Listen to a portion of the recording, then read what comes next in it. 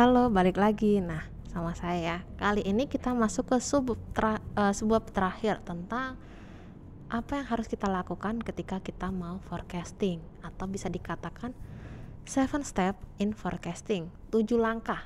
Ini ada 7 langkah nih yang harus kita lakukan sebelum membuat sebuah forecasting. Mau di forecasting apapun itu. Balik lagi, tapi kita fokusnya di operasional.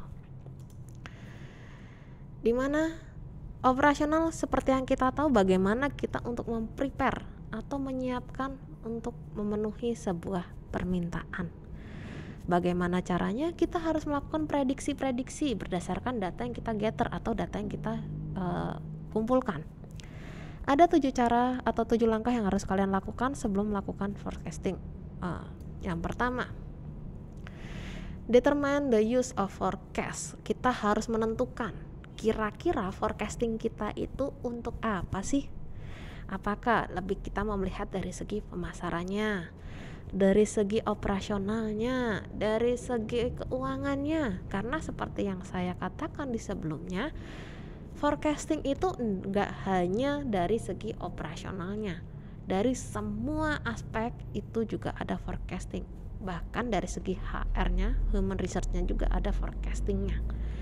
Nah, di sini kita harus tahu kira-kira nih ketika kita mau melakukan forecasting,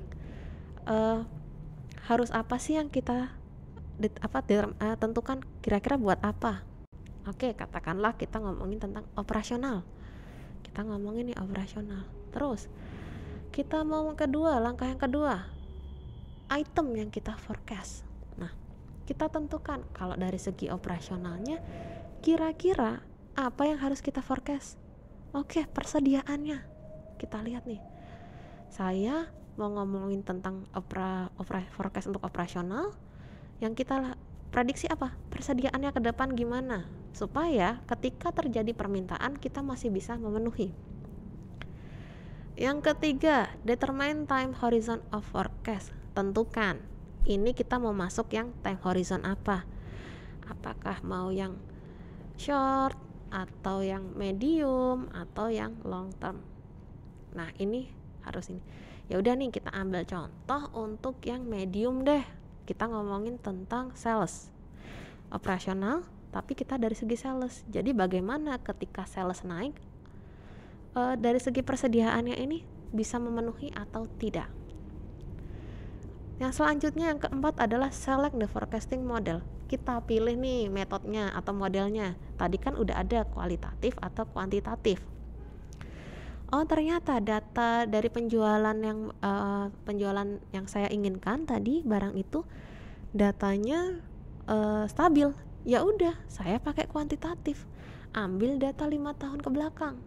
Oh, ternyata dari lihat trennya. Nah, ini yang kita ambil data itu masuk ke step ke-5. Gather the data. Kumpulin nih datanya. Data apa aja? Oh, data penjualan, data persediaan, data supplier, itu penting juga. Terus bagaimana holding cost-nya, ordering cost-nya, EEQ-nya gimana, terus nanti diskon yang diberikan gimana. Kumpulkan data sebanyak-banyaknya. Ingat, datanya harus relevan. Ketika udah data dikumpulkan, kalian juga bisa nih lakukan forecasting. Langsung kalian masukkanlah angka-angkanya tersebut ke dalam rumus matematika. Jadi kalian membuat sebuah forecasting karena kuantitatif. Kita berdasarkan data. Tetapi kalau misalnya tadi saya bilang di selecting forecasting modelnya milih yang kualitatif. Ya udah, gather datanya gimana? Saya tanya ke orang sekitar, ke konsumen, ke orang expert. Saya tanya semuanya. Tanyain gimana kira-kira salesnya ini, kira-kira permintaannya tentang barang ini gimana. Baru ketika sudah mengumpulkan data, kita bisa membuat sebuah forecasting. Forecasting itu kira-kira, perencanaan, peramalan. Jadi harus perfect, nggak akan bisa perfect peramalan itu.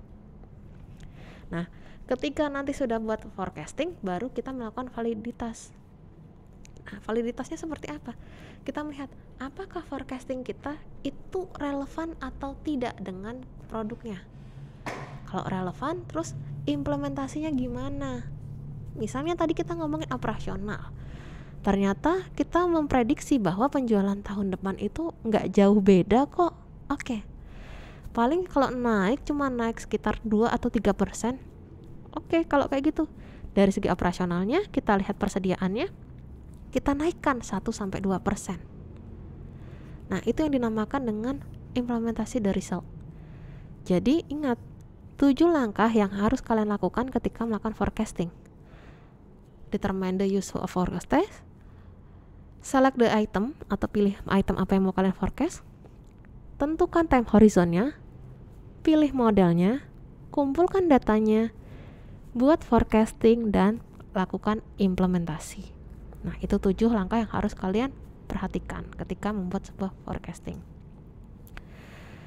Nah, membuat sebuah estimasi, ingat, forecasting adalah estimasi, bukan kamu langsung aku harus kayak gini, enggak. Membuat sebuah estimasi yang bagus itu adalah tujuan dari forecasting. Karena setiap harinya seorang operational manager atau manajer operasional itu membuat sebuah keputusan berdasarkan outcome atau hasil yang tidak menentu. Jadi bagaimana kita sebagai seorang manajer operasional membuat sebuah estimasi berdasarkan data-data yang atau hasil yang kurang menentu. Kalau misalnya kita bagus, otomatis forecasting kita bisa dikatakan bagus. Oke, sampai di sini mengenai forecasting. Kalau teman-teman nanti misalnya ada yang bingung atau yang ini, silahkan tanyakan di Discord atau pas kita Zoom atau offline. Jangan kalau misalnya jangan malu bertanya. Kalau kamu tidak bertanya atau bingung, saya berarti berasumsi bahwa kalian teman-teman sudah paham. Jadi tanyakanlah sebagi bisa. Oke, sampai di sini untuk kali ini forecasting. Kurangnya mohon maaf. Wassalamualaikum warahmatullahi wabarakatuh.